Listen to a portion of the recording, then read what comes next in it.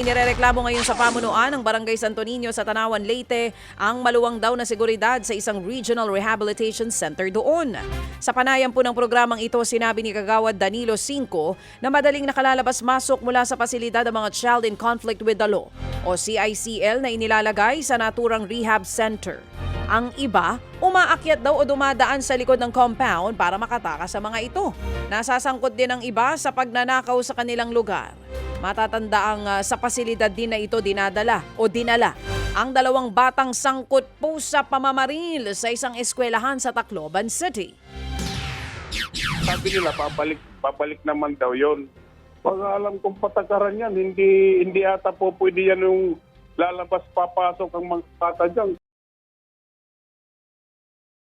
Iniisip natin sa kanila, rin yung kaligtasan ng mga nandito sa labas kasi alam naman natin yan certain na ang nasa loob, mga minor de edad na mayroon mga kaso na halimbawa yung kakasaksak, ng rape, magnanakaw, nakabaril.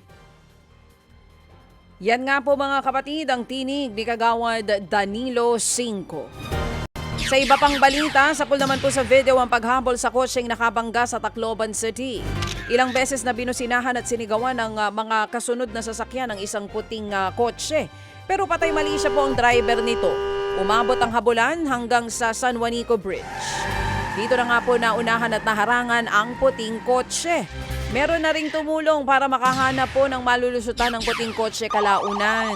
Tumagal po ng 30 minuto ang pagtugis sa driver. Napag-alamang babae po ang driver at nakainom nga daw. Sa investigasyon, nabangga ng puting kotse ang likurang bahagi ng sasakyan humabol dito. Wala naman pong nasaktan sa insidente bagamat na trauma raw ang humabol na sasakyan lalo't sakay nito ay isang buntis at 4 na taong gulang na bata. Naku, ba't mo hinabol? Dapat hindi na, delikado yun. Delikado yun kung may kasama kang bata tas nag-init ulo mo, may bumangga sa'yo tas hinabol mo pa. Desidido naman po silang idemanda ang nakainom na driver habang patuloy ang investigasyon. Sa totoo lang pagka po may mga ganyan tinakasan kayo at may mga kasama po kayong bata o kahit wala, better wag na. Tignan na lang po yung plate number nung sasakyan. Sa iba pang balita mga kapatid, nauwi sa rambulan ng pagtatalo ng 2 grupo ng mga lalaki. Diyan naman po yan sa Magalang sa Pampanga. Sa pool sa video, ang panununtok at paninipa sa isang o sa ilang lalaki. Nagtamo nga po ng minor injury sa ulo, kamay at katawan ng 4 na biktima pero nakalabas na sila ng ospital. Arestado ang 4 na suspect sa follow-up operation ng mga pulis. Isa sa ilalim pong insidente sa case conference ng LGU. Posibleng maharap ang mga sangkot sa reklamong attempted homicide. Sa Pulumulok, South Cotabato, mga kapatid, pansamantalang mahaharap pong mga sangkot pansamantalang inilikas ang higit 50 pamilya sa Barangay Maligo.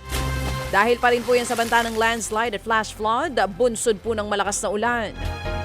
Pansamantalang nanunuluyan po ngayon sa isang eskwelahan at barangay gymnasium ang evacuees. Ayon sa mga opisyal ng barangay, may mga bato at lupa nang napaulat na bumabagsak sa ilang bahay kaya nagdesisyon po silang simulan ng pagpapalikas sa mga ito.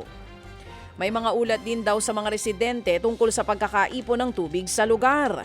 Ito ba yung river damming mga kapatid? Posibleng dulot daw ito ng pagguho ng lupa at pagbabago sa daloy ng tubig sa kabundukan noong tumama ang magnitude 7.8 na lindol noong nakaraang buwan. May possibility nga ito yung binabanggit last time na river damming. Mga kapatid, patuloy po kayong tumutok sa 105.9 True FM para sa totoong balita, informasyon, music and entertainment. Mag-subscribe sa aming YouTube channel at podcast at sundan nyo kami sa Facebook, Instagram, X at TikTok sa True Network PH. Bisitahin din po ang aming official website, truefm.ph.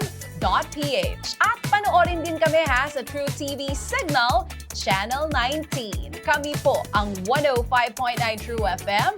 Laging true sa'yo, kapatid.